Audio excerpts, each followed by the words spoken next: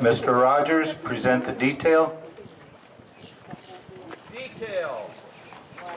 With your left foot forward, park. Hey, you got the right left foot.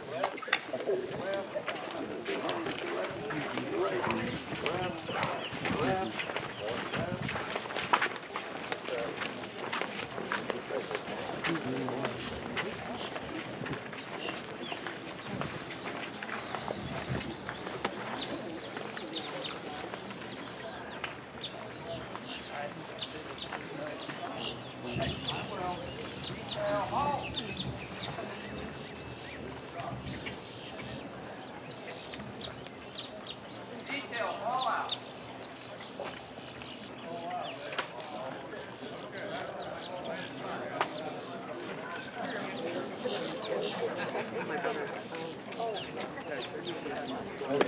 Ms. Westerman, you have a prayer for us, please?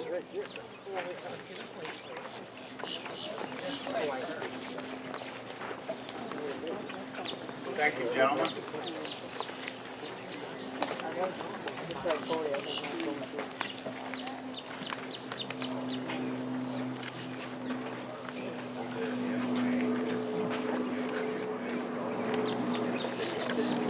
Would you please pray with me? Oh God, our Heavenly Father, you have blessed us with brave men and women who are willing to defend our country. May your protection and grace surround them each day. Let your healing hand be upon those who suffer wounds and injuries.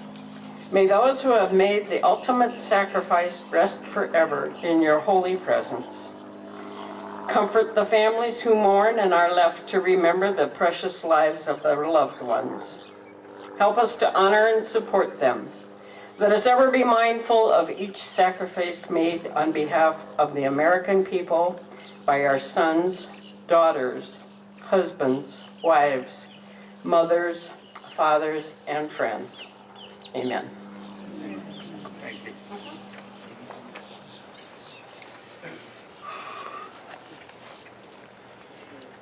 Please hold colors.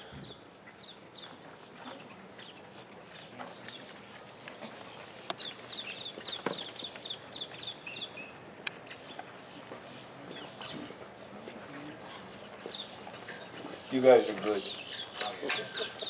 I don't care what your wife says.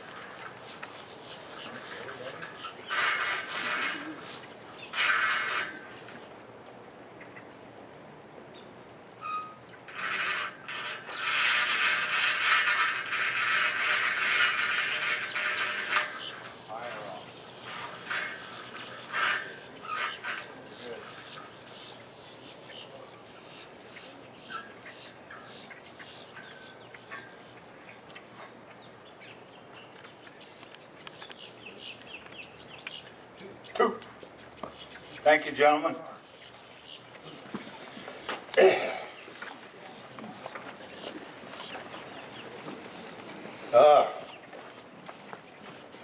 What a crowd. Welcome, veterans, family, and friends. Exactly 100 years ago, right now,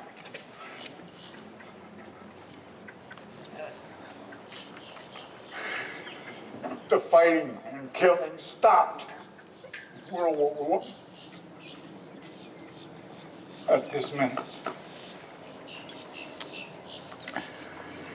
National anthems, please.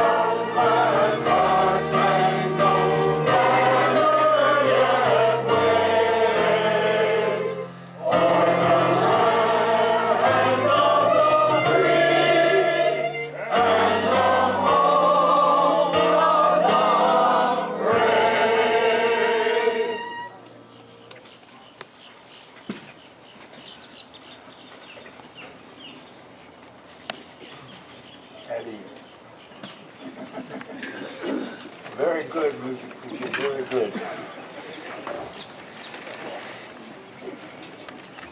Mr. Barusa, post the service branch colors, please. Army, post your column.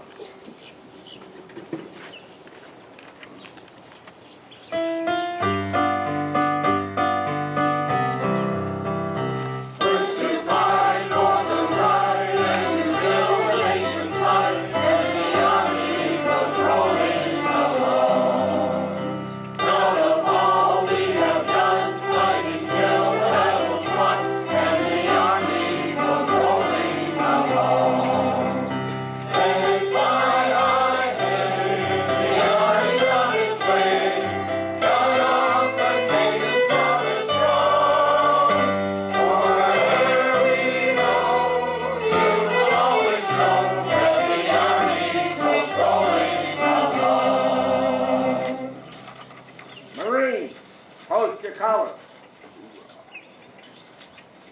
Come on, Warren. Come on.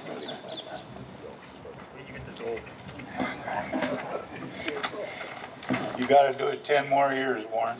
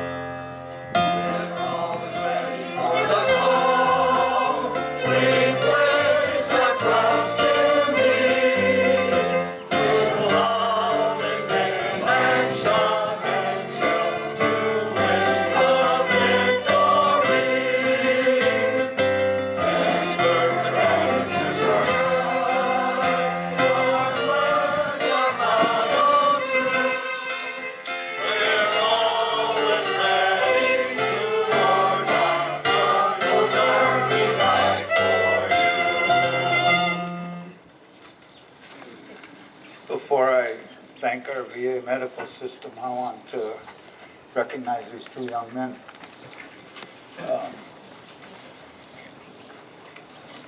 Cameron's parents are here, Ryan and Jolie, and their grandparents, Ray and Cindy. To please stand.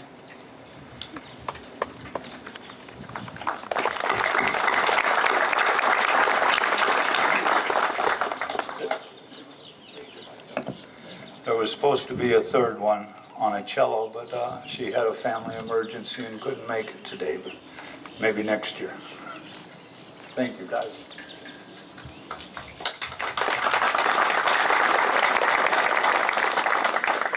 If you haven't noticed, I keep trying to add a little more music every year, and these people enjoy it. They like it. And more people keep turning out. That's fantastic. And as always, I gotta honor our VA medical system for the fantastic job they do of taking care of all of us veterans. I know when they get bad publicity, it's usually from the top. It's not the people that deal with us. They are fantastic.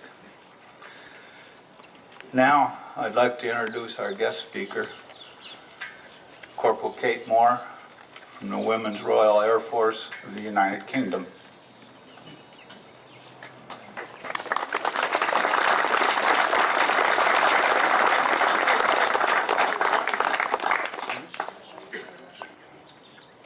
Oh, where's that? I got it in here somewhere.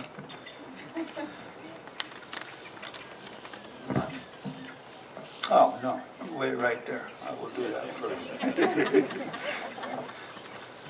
She come across 3 letters from World War I veterans who did not make it through World War I. I have them here somewhere. I did practice this, by the way.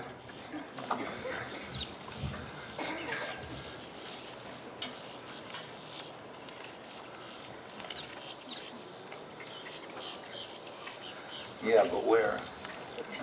Here they are. Here they are. And this is the envelope that came in, addressed to the battalion that at least one of them was stationed with.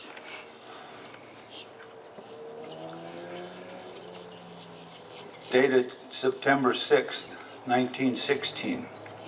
Dear Jim, received yours dated August 27th. Yes, I got the parcel safe. We haven't half been getting put through it lately.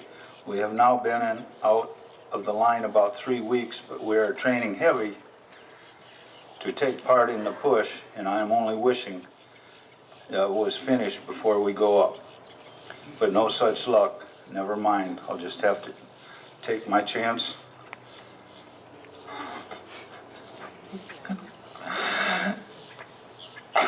The same as all the other boys. There's an awful bombardment raging while I'm writing this. Some poor chaps are going through it hot. I had a letter from Percy, and he was telling me about Robbie Rogerson and all the young'uns being out late. The Tinsdale Irish are down, but I've not come across any of them yet. Poor Dungal called up last in the Dandy Ninth. What does he think? I'm afraid they'll all be wanted, at least. We are getting awful grub just now, and I don't know how I'm sticking it. The small place we are in at present, you can hardly buy anything. Fancy a tin of stuff is awful. The sooner this is over and I'm back home, the better. I'm getting properly fed up and sick of the damn job, but it's no use grumbling. I'll have to stick to it. Well, Jim, I think this is all at present. Hope your letters have more news. Hoping all at home are keeping well.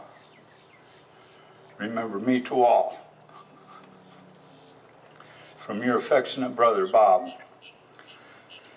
Sergeant Robert Constantine, enlisted at Gateshead before the outbreak of the war in 1914.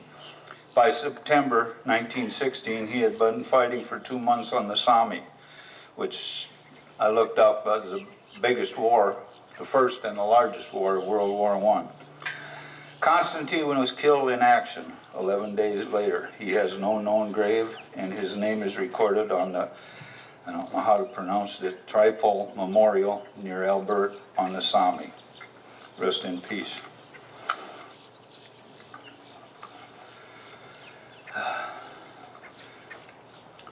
This one is dated September 25th, 1916.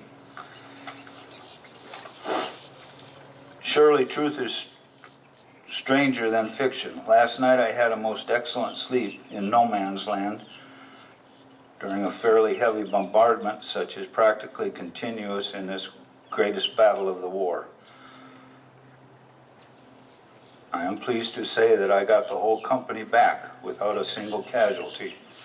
As a matter of fact, up to the present, my company, Y, proverbial for their luck in the battalion, have had only 15 casualties, whereas other companies have lost at least 50% of their personnel. Of course, since it has been so stated in the papers, there is no harm in my telling you that we're in the great attack on the 15th, the Battle of Flers, Courcelette. Our artillery simply blew the Germans to bits, and naturally their artillery, which is both powerful and very efficient, was not all that pleasant. There is very little to say about this big show, except the artillery is awful and the flies are worse, whilst conditions of living are worse still. All the same, we are exceptionally cheerful. We bear everything, I hope, like good soldiers, proud to have beaten thoroughly the reputed invincible German army. The men are absolutely wonderful. My company is in the best of spirits. I think you might send out 1,000 woodbines for them. What's a woodbine? Oh, thank you, Kate. Well, I think I've given you some idea of what it is like out here. Men live and die like heroes and face the greatest of courage, that which no man ought to be called upon to face. Okay, a second writing, September 30th, 1916. I am writing to tell you that I am keeping well and am feeling very much better today. I have only one officer left in my company. One left last night with shell shock. I do not wonder at it, seeing what we have to put up with. I expect to be on leave in a month's time, and I'm looking forward to seeing you all. Tomorrow we go into our final big attack. Do not worry if you don't hear from me for a day or two. I shall have very much opportunity of writing to you after a bit. Lieutenant Cyril Herbert Barclay Catford had been married for less than a year when he was sent to the Somme. Lieutenant Catford died of wounds on October 5th, 1916. This one is dated June 28th, 1916. My darling mother and father, I am writing this on the eve of my first action. Tomorrow we go to the attack in the greatest battle the British Army has ever fought. I cannot quite express my feelings on this night, and I can't tell if it is God's will that I shall come through it. But if I fall in battle, then I have no regrets. Except for my loved ones I leave behind. It is a great cause, and I came out willingly to serve my king and country. Damn. No one had such great parents as you have been to me, giving me such splendid opportunities and always thinking of my welfare at great self-sacrifice to yourselves. This life abroad has taught me many things, chiefly the fine character of the British race to put up with the hardship with the wonderful cheerfulness. If I fall, do not let things be black for you. Be cheerful, and you will be living life always to my memory. I thank God for my brother and sisters who have all been very much to me. Well, I cannot write more now. You are in my thoughts, and I enter this first battle. May God go with me. With my love to you all, always, your loving son, Eric. Second Lieutenant Eric Rupert Heaton wrote this farewell letter 2 days before the Battle of the Somme. He was killed on the first day of action, July 1, 1916. Eric's battalion was one of the main units preparing to lead the attack towards Beaumont Hamel and Hawthorne Ridge in perfect view of the enemy. They were ordered to advance along 100 yards of front line and immediately came under fierce machine gun fire. Kate? Yeah. Hi everyone. My name is Kate. The letters that Lauren read were among my father's belongings after he passed, and assuming he acquired them from his father, who fought World War I exactly 100 years ago. When Laura Fabian asked me if I would speak here, my first reaction was panic. It's not one of my best attributes. However, having given it some thought, I decided I would do it on behalf of all the brave people who fought in war times. As you may have gathered, I'm originally from England. My dad was in World War II in the army and was in the forefront in the trenches. Many of his friends didn't make it. My mom was in the Women's Royal Air Force as a cook, trying to make a little go a long way with the rationing. But the men coming home from battle needed some hot food in their stomach. I heard many stories growing up, mainly from my mom. I don't think my dad used to want to relive most of it. The British people were so thankful of the help they got from the American and Canadian people to help fight the enemy. I felt it an honourable duty for me to be here on this day and thank everyone on their behalf. Of course, many didn't make it home, and those who did, a lot of them are gone now too, taking their horrible memories with them. In France, one farmer is still finding hundreds of horseshoes and hangs them on the fence, showing the utter carnage. I myself was in the WRAF. I enjoyed it tremendously and learned a lot. Even though there was no war going on as such, Ireland was not at peace, and we packed parachutes for the army. And yes, we had to jump to show our confidence in our work. I've lived in the USA now for 30 years now, and met my late husband in the RAF. We brought our 3 children here with us, all grown now, doing very well, and all citizens. I am not American by birth, but by choice. I am glad America and Great Britain have always been great allies. I will never forget where my roots were, but my heart is in this great country. I am proud to sing the national anthem with my hand on my heart and salute this beautiful flag. Anyone who has a problem doing so has a problem within themselves, and I dare say no one would have wanted to be in combat with them during battle. There was a lot of bloodshed in all wars, World War I, World War II, Vietnam, etc. And we do live in peace today because of the brave. Thank you again to everyone involved in pulling together in time of need on behalf of those who cannot be here to say it. To quote Sir Winston Churchill, never has so much been owed by so many to so few. What a wonderful leader he was for Britain.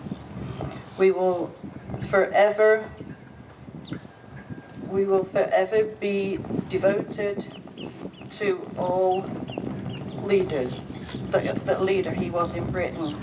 We will forever be indebted to all USA and Canada to help bring the men home. God bless America, and may he look over the men and women who are now serving. Thank you.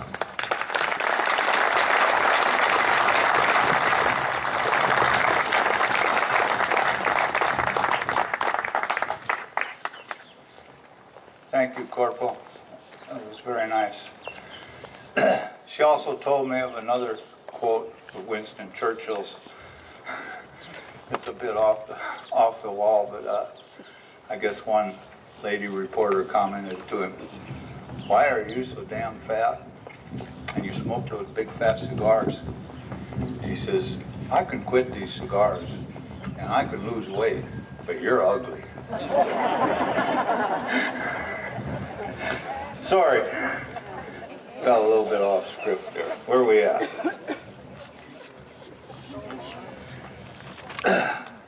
Okay, this flag also comes from Kate Moore.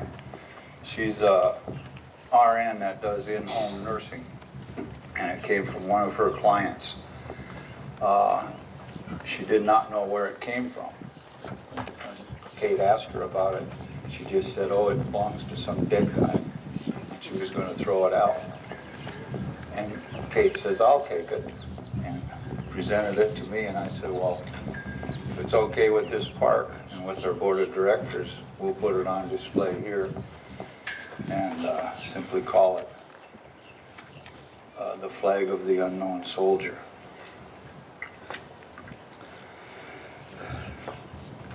Gentlemen, place the wreaths, please.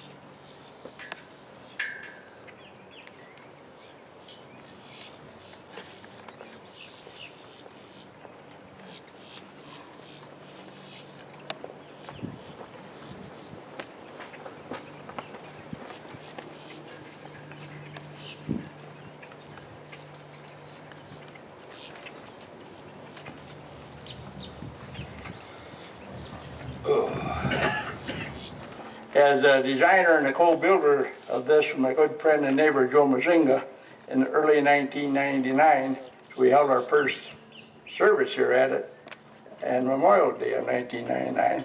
But I've noticed, doing a little work on it a couple of weeks ago, there's a lot of names there that probably ought to have a silver button on them, meaning that they have passed. And I noted a few here, but if everyone would take a look and let us know. I started a sheet. If we can verify them, we don't want to put a button on someone that we know is still around. But everybody together probably can help us do that. By the way, how many were here for the first one in '99? Show of hands. I think so. All right. Boy, not many. We're losing them all the time. Anyway, back to our deal. I'm going to try and do the POW. I told my voice was crackly, some medicine I take, and he was going to do it, but now he threw it back at me again. For those who have served and those currently serving in the armed services of the United States and Canada are ever mindful that the sweetness of enduring peace has always been tainted by the bitterness of personal sacrifice. We are compelled to never forget that while we enjoy our daily pleasures, there are others who have endured and may still be enduring the agonies of pain, deprivation, and imprisonment. Before we begin our activity, we pause to recognize our POWs and MIAs. As you assembled today, you may have noticed a small table by itself in a place of dignity and honor. It is set for one, symbolizing the fact that members of our armed forces are missing from our ranks. They are referred to as POWs and MIAs. We call them comrades. They are unable to be with their loved ones and families, so we join together to pay humble tribute through them and to bear witnesses to their continued absence. The prisoner of war and missing in action flag has been placed there. Oh, I'm sorry, I guess I'm jumped ahead. Mike Wilcox, U.S. Navy.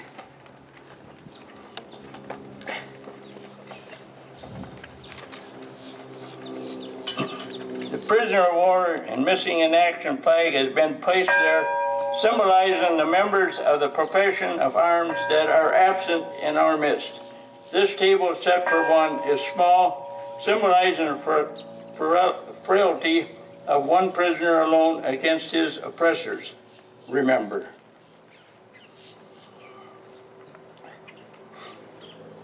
Land Ambulance, Royal Canadian Air Force. The tablecloth is white, symbolizing the purity of their intentions to respond to their country call to arms. Remember. Tucker Gray, U.S. Navy.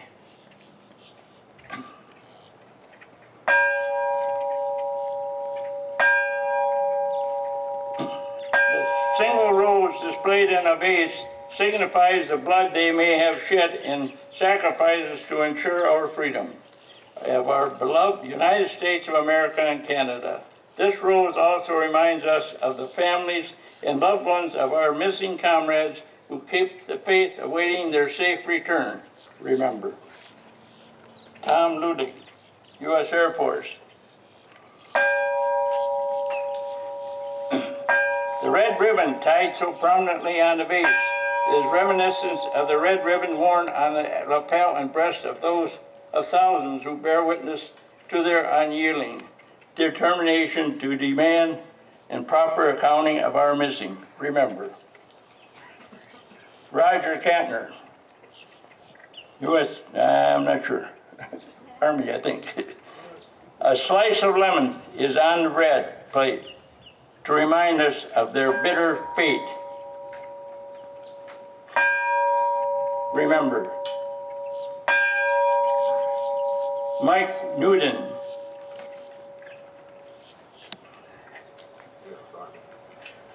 Army? I wasn't sure. There is salt upon the bread plate, symbolic of the countless fallen tears of families as they wait. Remember. Thank you. You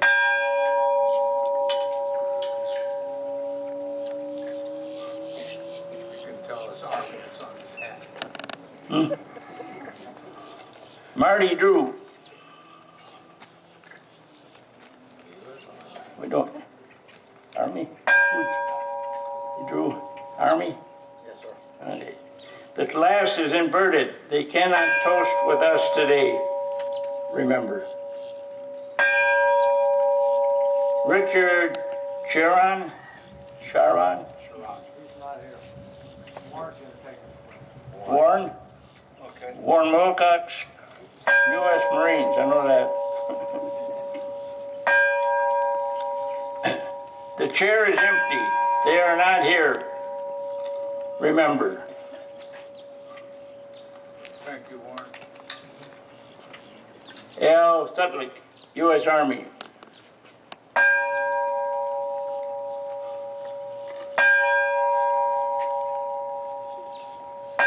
The candle is reminiscence of light of hope, which lives in our hearts to illuminate their way home, away from their captors, open arms of grateful nation. Remember.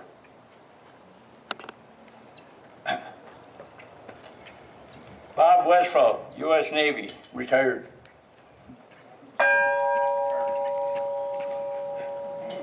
The American and Canadian flags remind us that many of them may never return and have paid the supreme sacrifice to ensure our freedom. Remember.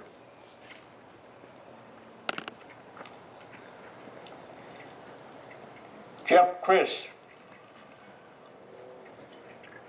Coast Guard, I believe.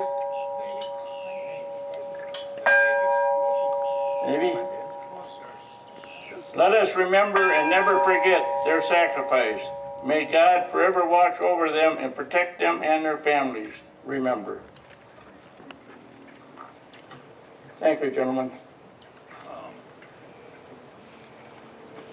Pat Klein.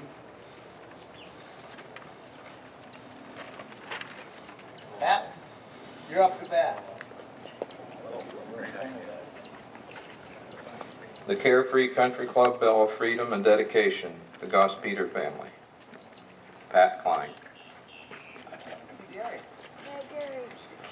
You see what I had to go through to get Walt to get up here and do this? Good morning, everyone. Last year I was here and presented this bell, which came in on a cart. For those of you that weren't here, it's been in the Gospeder family for 5 generations. It needed a new home and a new purpose, and we're thrilled that that new home is here at Carefree, where our parents were original owners, and 3 of us now spend our winters with so many friends and family. So now that it's completed, we're here to dedicate that. I'd like to first of all thank Laura and Fabian, who was the first one to embrace the idea of adding the bell to the Veterans Plaza area. And I believe, Lauren, it was you that named it the Bell of Freedom, the Carefree Bell of Freedom? Carefree Country Club Bell of Freedom. Thank you. I'd like to thank all of you for your kind words of support and also for your donations that allowed us to build this platform and put this memorial stone out here and complete the project. And lastly, I'd like to thank my brother Bob Gospeder, who had the original idea and did all the work involved in getting this done.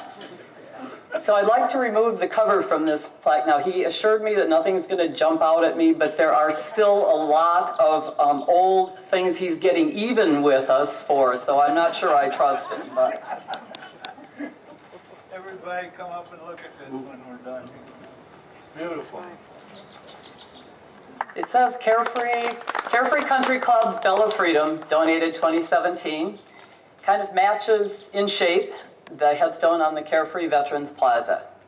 So it's now complete. As you go about your daily lives here at Carefree, you're going to go past it all the time. When you do, just let it be a reminder of how lucky we are for the freedoms that we enjoy in these 2 countries in which we live, and also that freedom isn't free, and that many gave much for us to have these freedoms. And in their honor, I think we owe it to them to live our very best lives. So with that, let freedom ring. Thank you very much.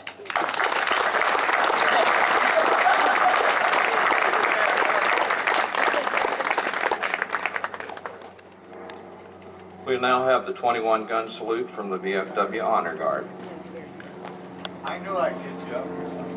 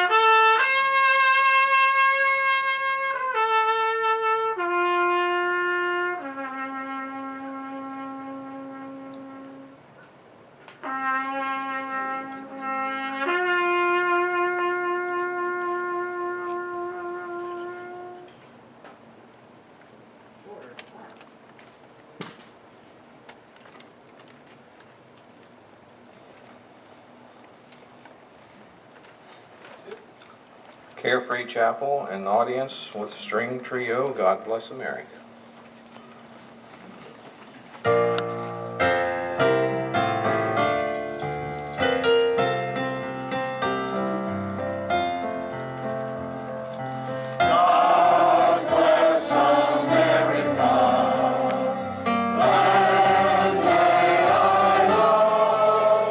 Stand beside her.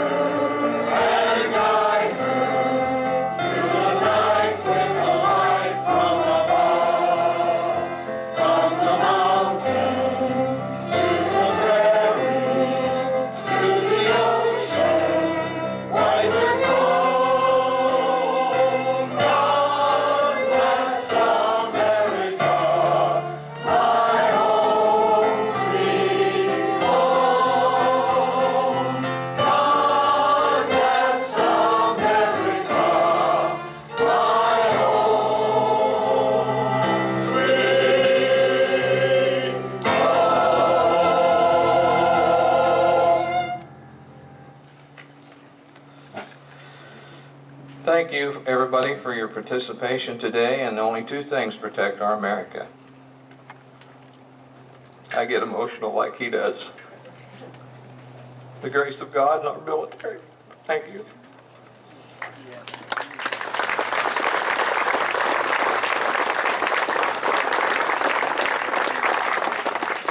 I want to read something here.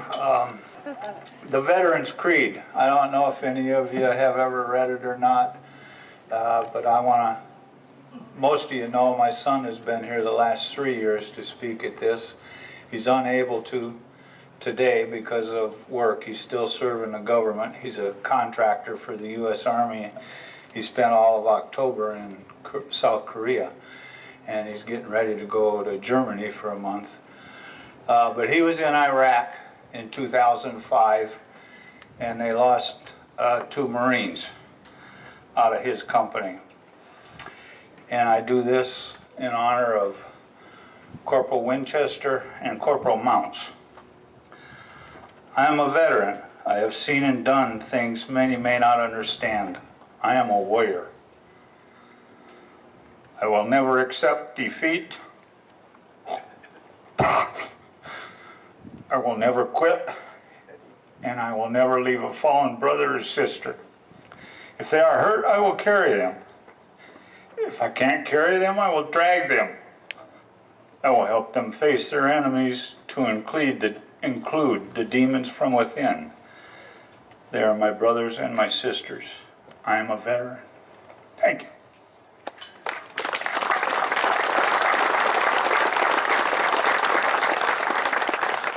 I never met Winchester and Mounts, but every Veterans Day, 4th of July, everything, I go to American Legion or something and buy them a shot and a beer and leave it sitting on the bar in case they show up. That's it. See you next year.